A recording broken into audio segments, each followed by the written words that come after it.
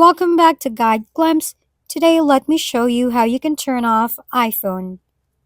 This tutorial is also applicable to other versions of iPhone, so make sure to follow along. First, using the buttons, press and hold the volume up or down button and the side button together for a few seconds until the power off slider appears. Slide to power off.